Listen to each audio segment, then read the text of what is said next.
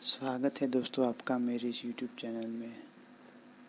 आज हम एक ऐसे शेयर पे डिस्कस करेंगे जिसका मार्केट कैपिटलाइजेशन 2 लाख करोड़ से भी ज़्यादा है और वो IT सेक्टर में 9% तक का वेटेज रखता है, जिसका नाम है विप्रो। तो आइए देखते हैं ये शेयर में इन्वेस्टमेंट करने के लायक कौन कौन से लेवल है और क्या क्या टारगेट रहने वाले हैं। तो पहले हम शुरू करते हैं बड़ी टाइम फ्रेम से। जैसे ये time frame quarterly time frame है।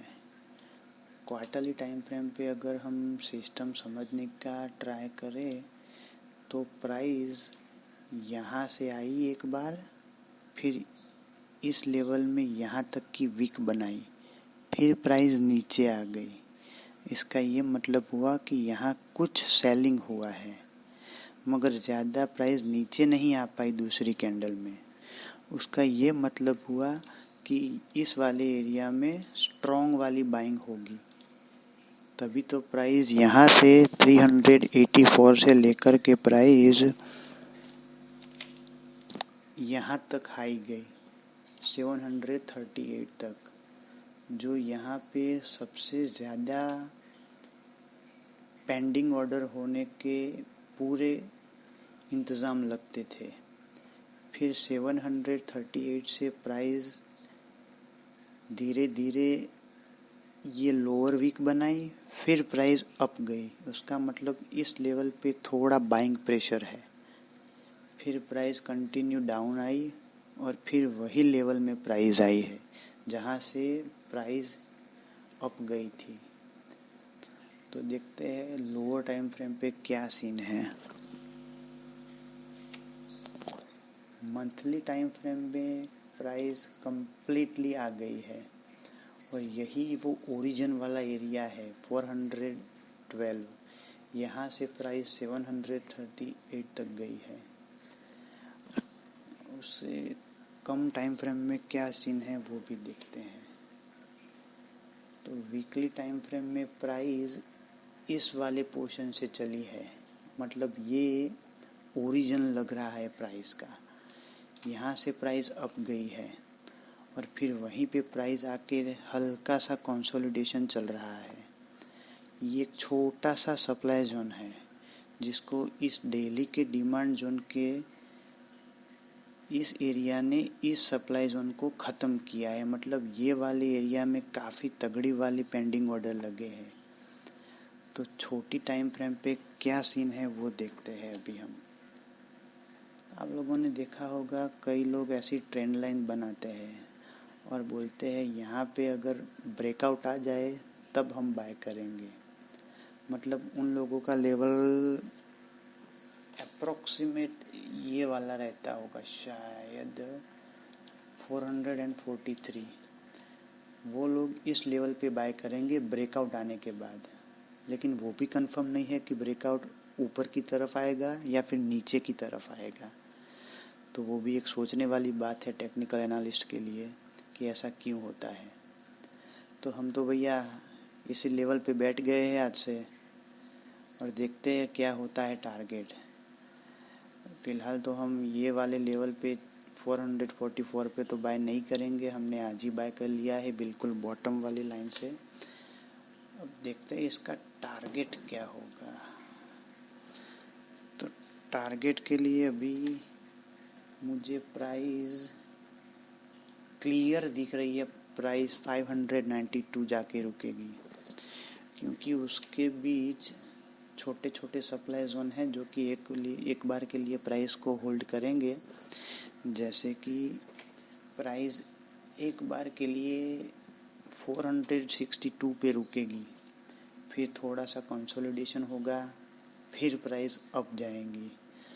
अब जाने का रीज़न ये है कि प्राइस को हायर टाइम फ्रेम का सपोर्ट मिल गया है। फिर प्राइस 592 तक जाके रुकेगी, तब तक ये सारा एरिया गार्बेज दिख रहा है मुझे।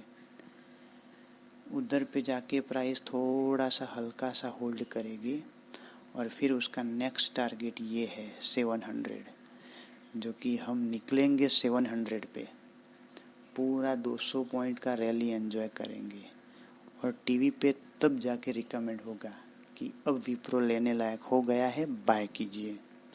तब हमारे सेलिंग ऑर्डर लगेंगे और रिटेलरों के बाइंग के ऑर्डर लगेंगे। तो ऐसी स्ट्रेटेजी है हमारी। हमने आज पोजीशन बना ली है और दबा के बैठ जाएंगे। और डेली टाइम फ्रेम पे अभी तो ऐसा कंसोलिडेशन चल रहा है, थोड़े दिन और चलेगा, फिर एक अच्छा वाला ब्रेकआउट आने की मुझे एक्सपेक्टेशन है। यहाँ प्राइस कंसोलिडेट कर सकती है, देखते हैं क्या होता है। अगर प्राइस और लोअर लेवल पे आती है तो कौन कौन से लेवल पे बाय करना चाहिए। अगर प्राइस 384 के नीचे अगर आती है तो मुझे ये लेवल बाय करने के लिए अच्छा लग रहा है। 323 या 24 भी आप मान सकते हो। इस लेवल पे आप बाय कर सकते हो। इन्वेस्टमेंट करने के लायक ये शेयर है, आईटी का है, तो इसमें कोई चिंता वाली बात नहीं है।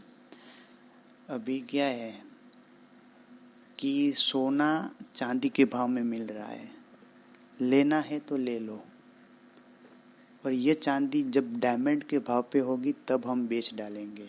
मार्केट ऐसा बोलता है। आपको जो करना है वो आप अपने रिस्क मैनेजमेंट के हिसाब से कर सकते हो। ये मेरा पर्सनल स्टॉक है, मैंने खुद लिया है, और आप अपना जितना कैपिटल हो उसके हिसाब से आप ले सकते हो। प्रॉफिट आपको जब मिल जाए आप अपने लेवल पे निकल सकते हो। मेरा ऐसा पर्सनली टारगेट 700 का है, मैं 700 पे एग्जिट होऊंगा।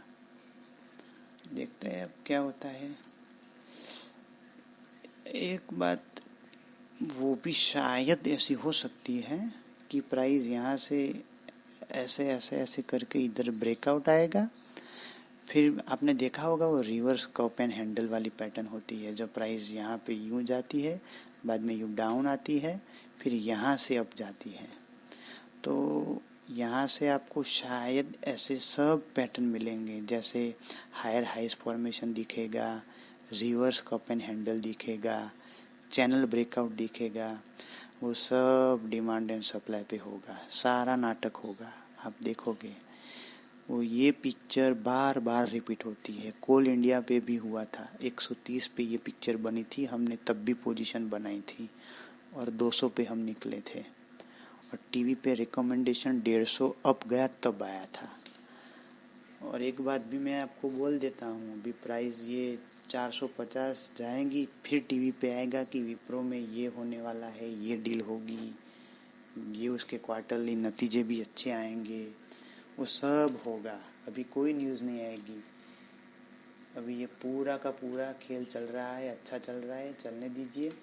आपको पोजीशन बनानी है तो आप बना सकते हो, कोई इश्यू नहीं है। आईटी का स्टॉक है तो इसलिए अब ये डिपेंड करता है कि अब टीसीएस क्या पोजीशन बनाता है, टीसीएस कहाँ तक जाता है, क्योंकि टीसीएस का सबसे ज़्यादा वेटेज है, आई थिंक 26% वेटेज है निफ्टी आईटी में। तो टीसीएस जैसे रैली देगा वो सभी आईटी स्टॉक वैसे चलेंगे, वो बाप है इसलिए, तो बच्चे भी उनको फॉलो करेंगे। और मज़े वाली बात ये है कि ये धीरे धीरे ऊपर जाएगा तो हमारा गोल्डन क्रॉसओवर भी बनेगा। तो कन्वेंशनल ट्रेडर होंगे, एल्गो ट्रेडर होंगे, वो पोजीशन 500 550 के अब जाएगा तब बनाएंगे। तो भैया हम तो आज पोजीशन बना ली है, 400 पे पोजीशन बना ली है, 403 405 तो एवरेज निकल के आ गया है हमारा भाई 405। टारगेट तो अच्छे हमारे दिख रहे हैं। मैं आपको फोर्स नहीं कर रहा कि आप ले ही लीजिए, आपको लेना है लीजिए, कोई बात नहीं। अच्छे टारगेट की मेरी ऐसी उम्मीद है, और अपने टारगेट आ जाएगा तो मैं निकल जाऊंगा। उसमें कोई अपडेट आती है तो आपको अपडेट करूंगा। जैसा आपका रिस्क कैपिटल हो उसके हिसाब से लीजिए, अच्छा स्टॉक है। अभी क्या है कि लोग प्राइस जब 600 पे आएगी ना तब लेंगे। तो एक तरफ से हम रिटेलरों को थोड़ा इंस्टीट्यूशन वाले कैसा सोचते हैं उस पे जाना पड़ता है कि वो लोग कैसा सोचते हैं।